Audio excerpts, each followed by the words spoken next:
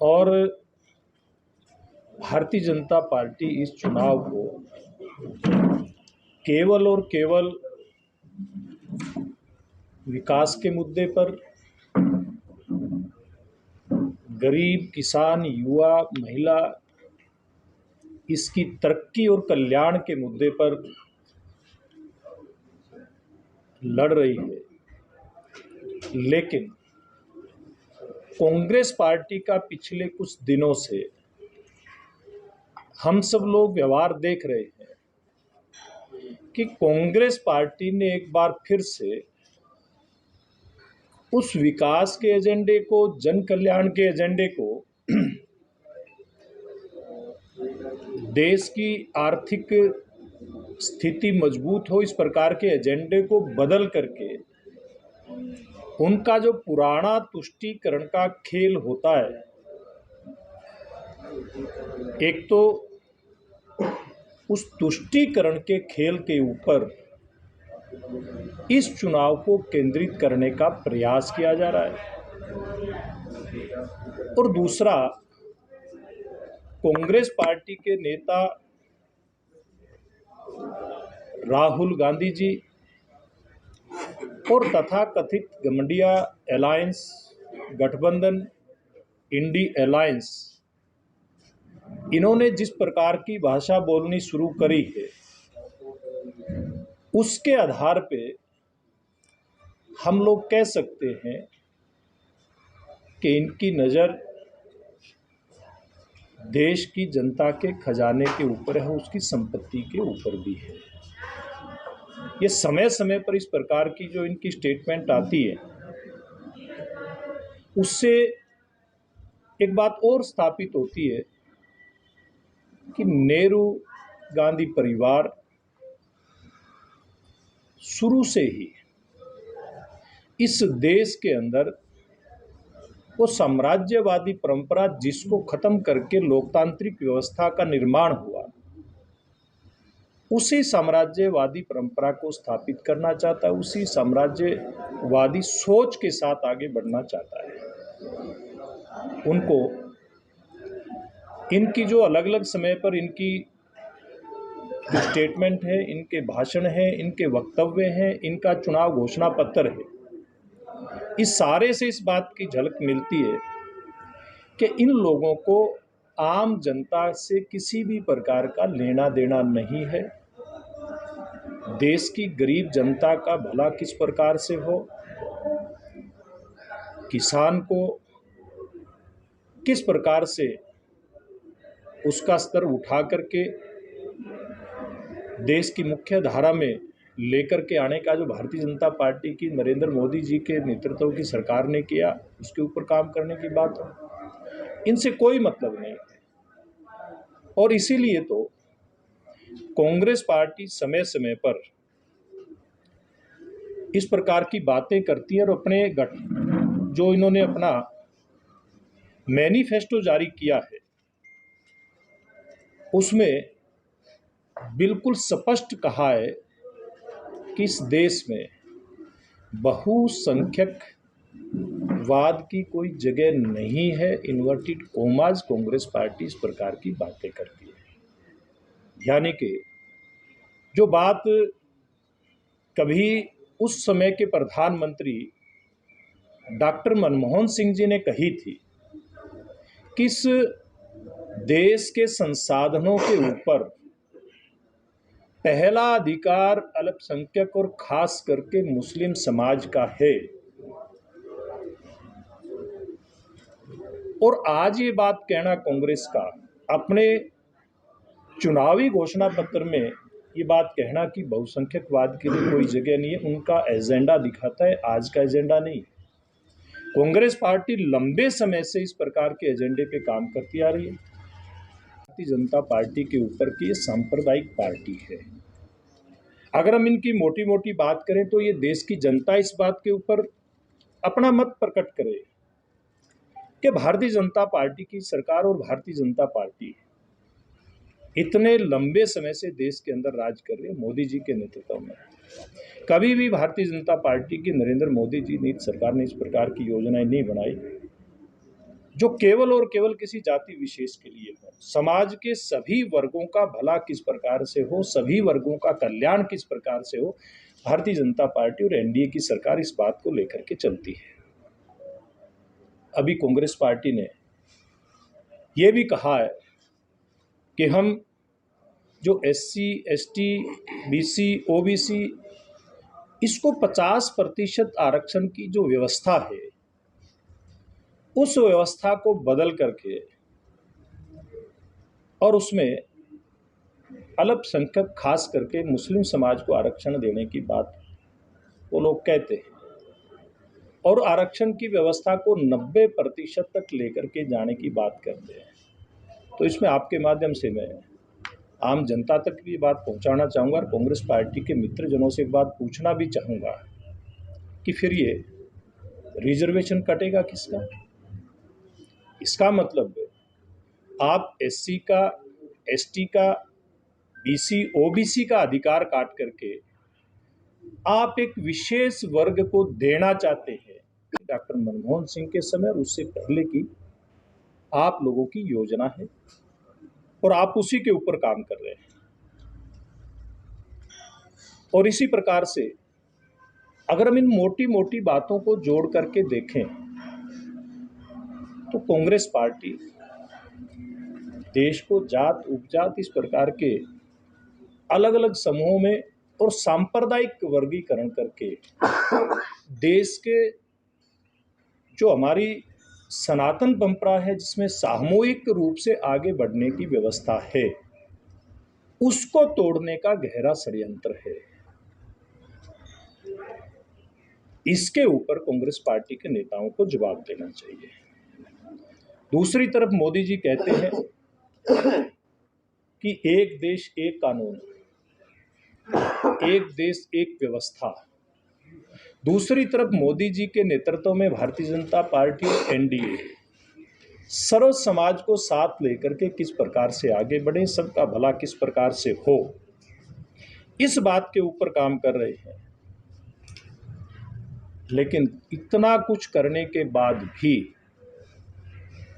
ये तथाकथित INDI alliance के नेता भारतीय जनता पार्टी और नरेंद्र मोदी जी को सांप्रदायिक कहते थकते नहीं है, जो खुद सांप्रदायिकता की बात करते हैं। और इसी प्रकार से ये लोग ये भी कहते हैं कि हम अल्पसंख्यकों के लिए अलग से बहुत सारे विषयों के अंदर कानूनी छूट देने का काम करेंगे। इसका मतलब क्या हुआ? चाहे वो अलग से कुछ छूट देने की बात हो, आरक्षण को तोड़ मरोड़ करके उसमें से एससी, एसटी, ओबीसी, बीसी का हिस्सा कम करके विशेष समुदाय को देने की बात हो, तो इसका अर्थ केवल एक ही समझना चाहिए कि सीधा सीधा बाबा साहेब भीमराव अंबेडकर ने जिस संविधान की रचना की थी, उस संविधान को पूरी तरह से ये लोग बर्बाद करना चाहते हैं, ये लोग खत्म करना चाहते हैं कि मुस्लिम समाज को 15% आरक्षण देने का काम करें। इसका मतलब क्या हुआ कि इस देश के अंदर जो बाबा साहेब भीमराव अंबेडकर ने संविधान बनाया था, उसमें समाज के दबे कुचले वर्ग को आरक्षण देने की बात की थी, उसमें धर्म आधारित आरक्षण कहीं भी नहीं था।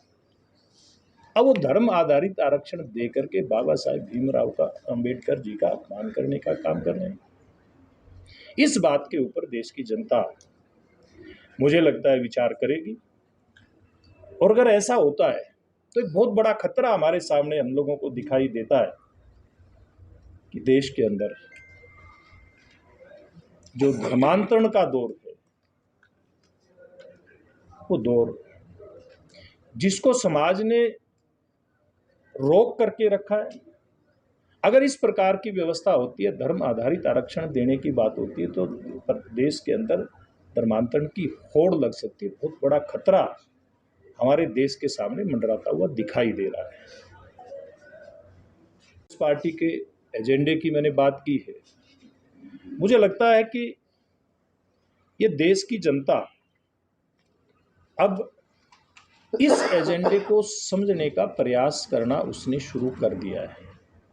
पिछले कुछ दिनों से हम लोग इन नेताओं की जो बयानबाजी सुन रहे हैं और आम जन सुन रहा है, उस बयानबाजी के ऊपर नीचे लोगों ने विचार करना शुरू कर दिया है कि कांग्रेस पार्टी ने अपना फिर वो तुष्टीकरण का खेल शुरू कर दिया है और हरियाणा की जनता और देश की जनता इनकी बातों के ऊपर बारीकी से गौर करेगी और देश की जनता के मन के अंदर एक बात भी उठने लगी है, ये देश जिनका है, कानून और योजनाएं उनके आधार पे बने, देश के जो संवैधानिक ढांचा है उस संवैधानिक ढांचे के आधार पर हमारे संविधान के निर्माताओं खास करके बाबा साहेब भीमराव अंबेडकर ने जिस प्रकार से दबे कुचले समाज को आगे बढ़ाने का एक प्रयास शुरू किया था, उसी आधार पर देश को आगे बढ़ना चाहिए।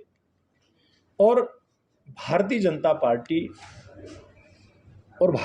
पार्टी के नेतृत्व शीर्ष नेता नरेंद्र मोदी जी ने इन 10 सालों के अंदर देश की व्यवस्था को इसी आधार पर आगे बढ़ाने का प्रयास किया। आगे बढ़ाया जाए, उसके लिए अलग अलग समय पर अलग अलग प्रकार की योजनाएं लेकर के आने का काम किया। तो आज मैंने आप सबके माध्यम से ये बात कहने का प्रयास किया है, वो बात आपके माध्यम से जनता तक भी जाएगी और कांग्रेस पार्टी के नेतृत्व तक भी ये बात जाए कि आज देश की जनता हर बात को बहुत बारीकी से देख रही है। इतनी बात मैंने आपके सम्मुख रखनी थी। ठीक है, कहीं आपके मन में होता है। जो लोग चुनाव से भागते हैं, भारतीय जनता पार्टी का प्रदेश नेतृत्व से लेकर के देश के नेतृत्व से लेकर के बूथ का कार्यकर्ता मैदान में 10 के 10 कैंडिडेट मैदान में है। डर भारतीय जनता पार्टी नहीं रही है, डर तो कांग्रेस पार्टी रही है, जिसको ये नहीं सूझ रहा कि किस लोकसभा से किस प्रत्याशी को लेकर के आया जाए।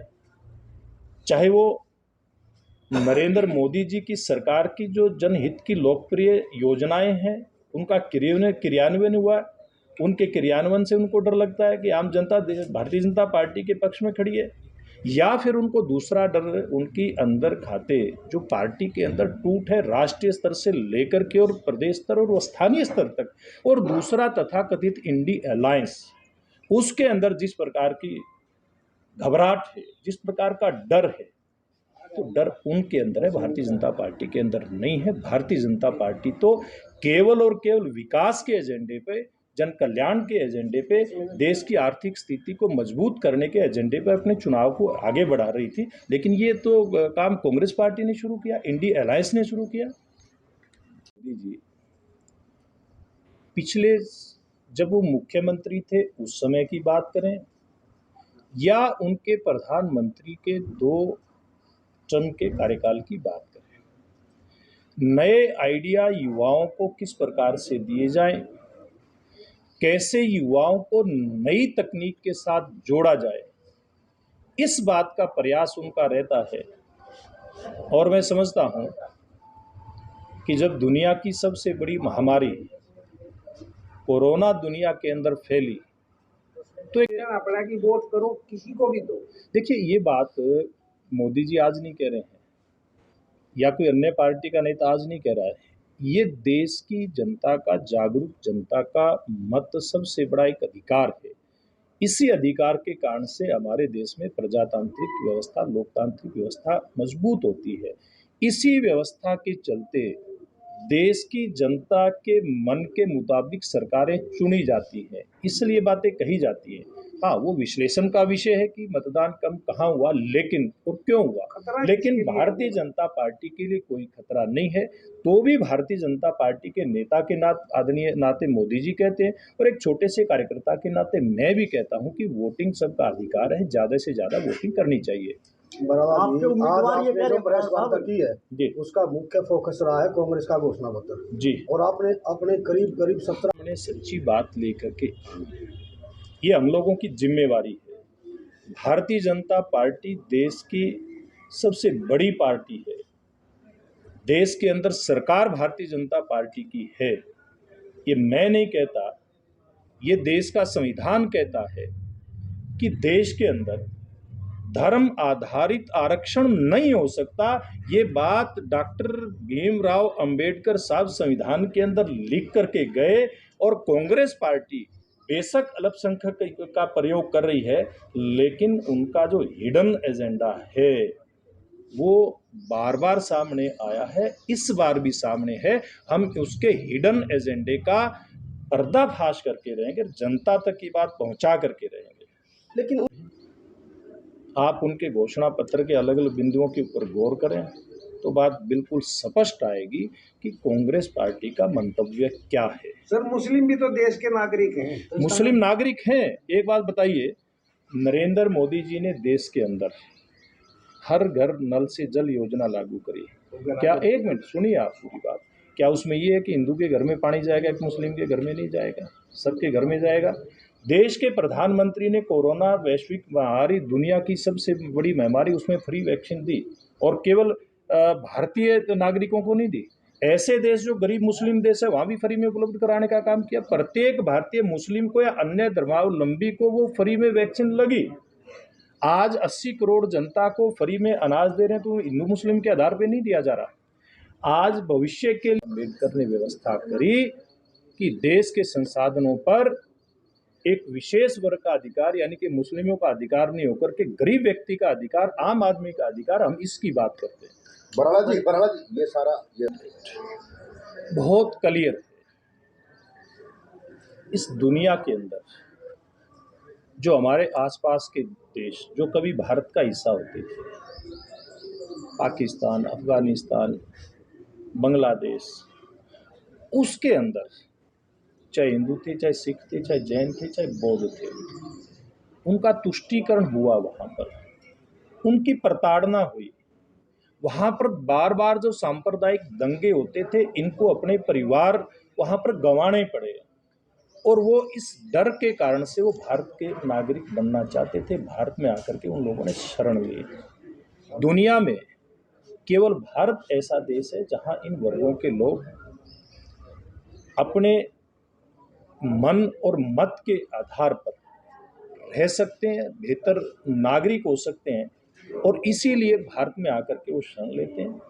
मुस्लिम समाज के लोगों के लिए तो वो देश, उनके देश सारी व्यवस्थाएं करते हैं। जब हमारे उस समय के अखंड भारत के नागरिक दूसरे देश के अंदर उनकी प्रताड़ना होती है, तो इस देश की जिम्मेवारी बनती है, नैतिक जिम्मेवारी बनती है कि जो भारत के अंदर वो नागरिक आए हैं उनको संरक्षण दिया जाए। ये बात इसलिए भारतीय जनता पार्टी ठोक बजा करके करती है, और ये सिटीजनशिप अमेंडमेंट एक्ट जो आया है, ये देश के प्रधानमंत्री भी कहते हैं, अमित शाह जी भी कहते हैं, इसको 100% लागू करने का काम और डंके की चोट पर लागू करने का काम भारतीय जनता पार्टी की सरकार भविष्य में करेगी। एक विषय को स्पष्ट नहीं कर पाए, भारत का जो मुसलमान है वो भारत का नागरिक है। भारत के संविधान ने जो उनको अधिकार दिए हैं, नरेंद्र मोदी जी की सरकार ने उन अधिकारों का संरक्षण हो, उनको सुरक्षा मिले, इस बात को अपने एजेंडे में रखा, लेकिन तुष्टीकरण को नहीं रखा। तुष्टीकरण नहीं है भारतीय जनता पार्टी के एजेंडे में कहीं भी। मैं आपको अलग से इस बात का जवाब भी दे दूंगा, लेकिन वो इसका हिस्सा नहीं हो तो फिर मैं उसको आपके सामने ब्रीफ भी कर सकता हूँ। लोकतांत्रिक व्यवस्था है, लोकतांत्रिक व्यवस्था में सबको अपनी बात कहने का अधिकार है। हमारे उम्मीदवार अपनी बात कहने के लिए जाते हैं, लेकिन कुछ हमारे भाई, किसान भाई भी उसमें हैं, लेकिन उसमें कुछ लोग राजनीतिक संरक्षण प्राप्त लोग भी हैं, सब तरह के लोग हैं उसमें, वो अपनी बात कहते हैं, लेकिन उनको अपनी बात एक सीमित दायरे के अंदर रखें, लोकतांत्रिक व्यवस्था के अंदर रखें तो अच्छा रहेगा। अब कोई समय नहीं है, अब कोई जो तत्कालिक मुद्दा है उसको लेकर के कोई बात नहीं हो रही है, ना बिजली को लेकर के कोई बात है, ना पानी को लेकर के कोई बात है, ना मंडी की व्यवस्था को लेकर के बात है, कहीं कोई बात नहीं है। ये सारी की व्यवस्थाएं सारी सुचारू रूप से चल रही है।